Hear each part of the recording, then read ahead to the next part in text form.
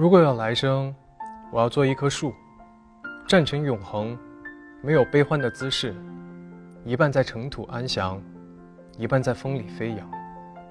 在三毛的诗句里，赤诚的心愿就是这样简单而又美好。人的一生其实是一个不断交换的过程，每个人在得到什么的同时，又会失去一些什么。但是不管怎么样，我觉得永远不能失去、不能忘的，就是那一颗赤子之心。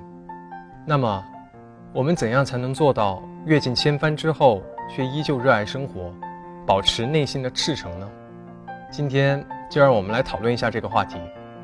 大家好，我是本期的阅读者肖战。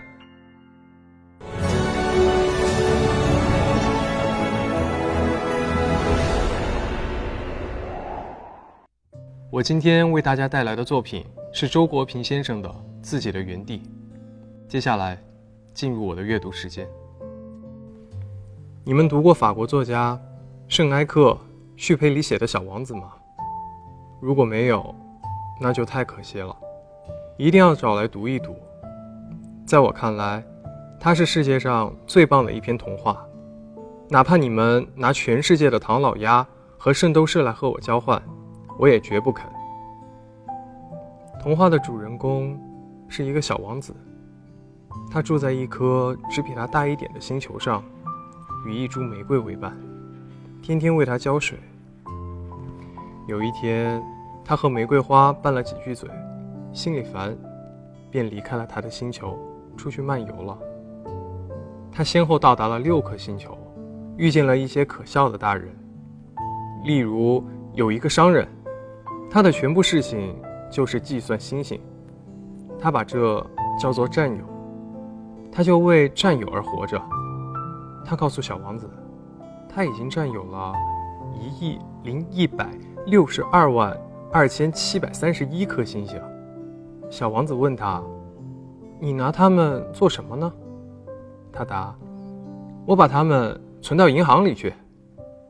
小王子不明白这是什么意思，商人便解释说，这就是说，我在一张纸上写下我的星星的数目，然后我把这张纸锁在我的抽屉里。小王子又问，这就完了吗？商人答，当然，这样我就很富有了。在别的星球上，小王子遇见的大人们也都在为他们不明白的东西而活着，什么权力呀、虚荣啊、学问呀。他心里想，大人们真是怪透了。小王子最后来到了地球，在一片盛开的玫瑰园里，他看见5000株玫瑰，不禁怀念起他自己的那一株玫瑰来。他的那株玫瑰与眼前的这些玫瑰长得一模一样，但是他却觉得它是独一无二的。这是为什么呢？一只聪明的狐狸告诉他，是你为你的玫瑰花费的时间，使你的玫瑰变得那么的重要。对于你使之驯服的东西，你是负有责任的。这句话说得好极了。一个人活在世上，必须有自己真正爱好的事情，才会活得有意思。这爱好完全是出自于他的真性情，而不是为了某种外在的利益，例如为了金钱、名声之类的。他喜欢做这件事情，只是因为他觉得事情本身非常美好，他被事情的美好所吸引。就好像是一个园丁，他仅仅因为喜欢而开辟了一块自己的园地，他在其中培育了许多美丽的花木，为它们倾注了自己的心血。当他在自己的园地上耕作时，他心里非常踏实，无论他走到哪里，他也都会牵挂着那些花木，如同母亲牵挂着自己的孩子。这样一个人，他一定会活得很充实的。相反，一个人如果没有自己的园地，不管他当多大的官，做多大的买卖，他本质上始终是空虚的。这样的人一旦丢了官，破了产，他的空虚就暴露无遗了。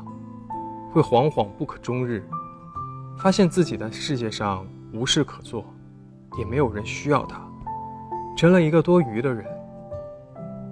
事实上，我们在小时候往往都是有真性情的，就像小王子所说的，只有孩子们知道他们在寻找些什么，他们会为了一个破布娃娃而不惜让时光流逝，于是那布娃娃就变得十分重要，一旦有人把它拿走，他们就哭了。孩子并不问破布娃娃值多少钱，它当然不值钱了，可是他们天天抱着它，和它说话，便对它有了情感，它就比一切值钱的东西更有价值。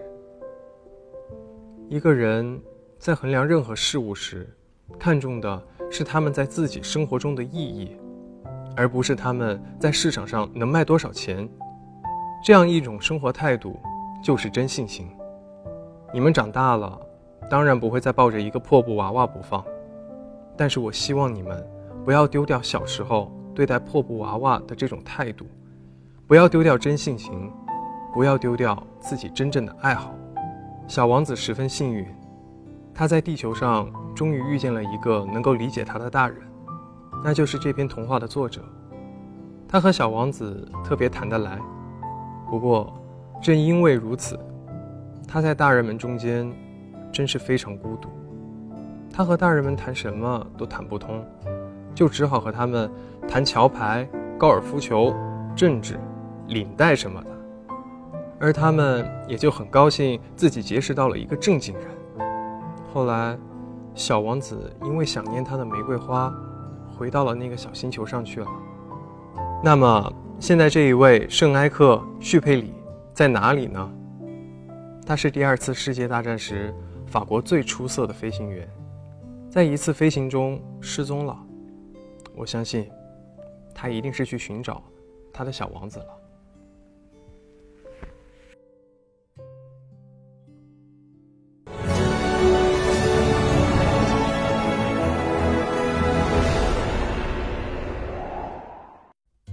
好了，今天和大家的分享就到这里了，希望大家都能做一个真实而又充满魅力的人。